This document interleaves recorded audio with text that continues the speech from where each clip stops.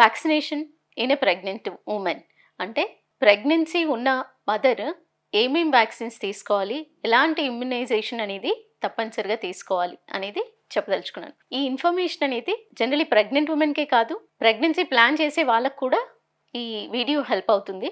Once pregnancy అనేది attain అయిన తర్వాత మస్ట్ అండ్ షుడ్ తీసుకోవాల్సిన వ్యాక్సిన్స్ అనేది 3 డోసెస్ ఉంటాయి. ఒకటి టెటనస్ వ్యాక్సిన్ అయితే, రెండవది డిఫ్తీరియా అండ్ పర్ట్యూసిస్ అనే లంగ్ ఇన్ఫెక్షన్స్ ని దృష్టిలో పెట్టుకొని ఇంకో సెకండ్ డోస్ ఆఫ్ టెటనస్ తో ఇవ్వడం జరుగుతుంది. మూడో వ్యాక్సిన్ వచ్చేసి ఫ్లూ వ్యాక్సిన్.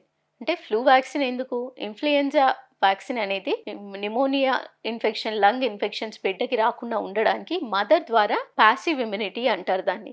సో ఇమ్యూనిటీ అనేది రోగ నిరోధక శక్తి పెంచడం జరుగుతుంది. ఈ వ్యాక్సిన్స్ ఓన్లీ మదర్ కోసమా అనంటే మదర్ కోసమే కాదండి, బిడ్డని దృష్టిలో పెట్టుకొని కూడా ఈ వ్యాక్సినేషన్ ఇవ్వడం జరుగుతుంది. ఈ వ్యాక్సిన్స్ వచ్చేసి ప్రెగ్నెంట్ ఉమెన్ తీసుకోవడం ద్వారా బిడ్డలో రోగ నిరోధక శక్తిని పెంచడం జరుగుతుంది. ఎందుకంటే బిడ్డ ఇమ్యూనిటీ పవర్, రోగ నిరోధక శక్తి అనేది పెరగడానికి, అంటే డిసీజెస్ ని తట్టుకునే శక్తి అంటూ పెరగడానికి ఒక 6 నెలల టైం పడుతుంది. డెలివరీ తర్వాత వెంటనే బిడ్డకి తన ఇమ్యూనిటీ అంటూ, తన రోగ నిరోధక శక్తి అంటూ డెవలప్ అవ్వడానికి అరౌండ్ 6 to 9 months పట్టడం జరుగుతుంది. ఈ 6 నెలల నుంచి 9 నెలలు నిండే వరకు ఇన్ఫెక్షన్స్ వచ్చే ప్రమాదం ఉంటుంది కదా. సో అలా జరగకుండా ఉండడానికే ఈ మదర్కి ఇమ్యునైజేషన్ చేయడం వల్ల, అంటే మదర్కి ఇంజెక్షన్స్ ఇచ్చినప్పుడు మదర్ ద్వారా బిడ్డ ద్వారా కొన్ని యాంటీబాడీస్ అంటూ బిడ్డకి వెళ్ళడం జరుగుతుంది. తల్లి ద్వారా వెళ్ళే యాంటీబాడీస్ లో డెవలప్ అవ్వడం వల్ల పాసివ్ ఇమ్యూనిటీ అంటారు. అంటే ఏ రకమైన ఇన్ఫెక్షన్ లేకుండా వాళ్ళల్లో రోగనిరోధక శక్తిని పెంచడం వల్ల లంగ్ ఇన్ఫెక్షన్స్ ఒకవేళ వచ్చినా